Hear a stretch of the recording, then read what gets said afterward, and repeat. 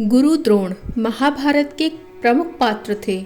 भीष्म के बाद गुरु द्रोणाचार्य को कौरवों का सेनापति बनाया गया था। महाभारत के आदि पर्व के अनुसार गुरु द्रोणाचार्य देवताओं के गुरु बृहस्पति के अंशावतार थे। एक बार महर्षि भारद्वाज जब सुबह गंगा स्नान करने गए, वहां उन्होंने घृताची नामक अप्सरा को जल से निकलते देखा। यह देखकर उनके मन में विकार आ गया और उनका वीर स्खलित होने लगा। यह देखकर उन्होंने अपने वीर को द्रोण नामक एक बर्तन में एकत्रित कर लिया। उसी में से द्रोणाचार्य का जन्म हुआ था। महर्षि भारद्वाज ने पहले ही आग्नेयास्त्र की शिक्षा अपने शिष्य अग्निवेश को दे दी थी। अपने गुरु के कहने पर अग्निवेश ने द्रोण को आग्नेयास्त्र की शिक्षा दी। द्रोणाचार्य ने भगवान परशुराम से उनके सभी दिव्यास्त्र मांग लिए और उनके प्रयोग की विधि भी सीख ली थी। इस बात से तो सभी परिचित हैं कि गुरु द्रोणाचार्य व द्रुपद बचपन में अच्छे मित्र थे। द्रुपद भारद्वाज आश्रम में रहकर द्रोणाचार्य के साथ पढ़ाई करता था। द्रोण व द्रुपद अच्छे मित्र होने के कारण एक दिन द्रुपद ने द्रोणाचार्य से कहा कि जब मैं राजा बनूंगा तब तुम मेरे साथ रहना। मेरे राज्य संपत्ति और सुख सब पर तुम्हारा समान अधिकार होगा। जब राजा प्रशद की मृत्यु हुई तो द्रुपद पांचाल देश के राजा बन गए। द्रोणाचार्य का विवाह कृपाचार्य की बहन कृपि से हुआ। कृपि से उन्हें अश्वत्थामा नामक पराक्रमी पुत्र की प्राप्ति हुई।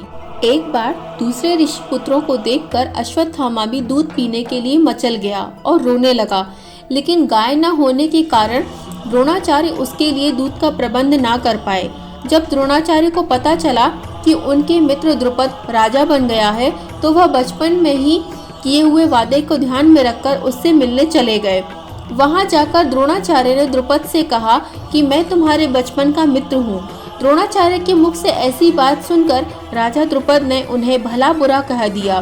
द्रुपद ने कहा कि एक राजा और एक साधारण ब्राह्मण कभी मित्र नहीं हो सकते। द्रुपद की ये बात द्रोणाचार्य को अच्छी नहीं लगी और वे किसी तरह द्रुपद से अपने अपमान का बदला लेने की बात सोचते हुए हस्तिनापुर आ गए।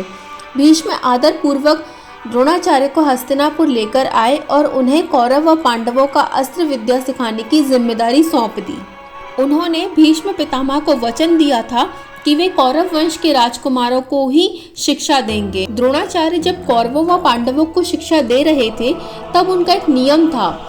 उसके अनुसार द्रोणाचार्य ने अपने सभी शिष्यों को पानी भरने का एक एक बर्तन दिया था। जो सबसे पहले उस बर्तन में पानी भरकर लाता था, द्रोणाचार्य उसे धनुर्विद्या के गुप्त रहस्य सिखा देते थे। द्रोणाचार्य का अपने पुत्र अश्वत्थामा पर विशेष प्रेम था, इसीलिए उन्होंने उसे छोटा बर्तन दिया था, जिससे वह सबसे पहले बर्तन में पानी भरकर अपने पिता के पास पहुंच जाता था और शास्त्रों से संबंधित गुप्त रहस्य समझ लेता था। और अर्जुन ये बात समझ गया था। तब अर्जुन वारुणास्त्र के माध्यम से जल्दी अपने बर्तन में पानी भरकर द्रोणाचार्य के पास पहुंच जाते और गुप्त रहस्य सीख लेते थे। इसीलिए अर्जुन किसी भी मामले में अश्वत्थामा से कम नहीं था। द्रोणाचार्य ने ही अर्जुन को वरदान दिया था कि संपूर्ण पृथ्वी पर तुम्हारे जैसा धनुर्धर नहीं होगा।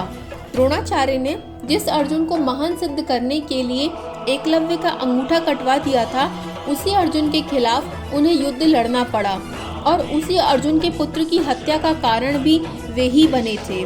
जब कौरव व पांडवों की शिक्षा पूरी हो गई, तब द्रोणाचार्य ने उनसे कहा कि तुम पांचाल देश के राजा द्रुपद को बंदी बनाकर मेरे पास ले आओ, यही मेरी गुरु दक्षिणा होगी। पहले कौरवों ने राजा द्रुपद पर आक्रमण किया, उसे बंदी बनाने का प्रयास भी किया, लेकिन वे सफल नहीं हो पाए। बाद में पांडवों ने अर्जुन के पराक्रम से राजा द्रुपद को बंदी बना लिया और गुरु द्रोणाचार्य के पास लेकर आए। तब द्रोणाचार्य ने उन्हें आधा राज्य लौटाकर आधा राज्य अपने पास रख लिया।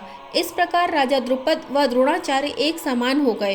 राजा द्रुपद ने अपने अपमान का बदला लेने के लिए एक ऐसा यज्ञ किया जिससे उसे द्रोणाचार्य को मारने वाला पुत्र प्राप्त हो।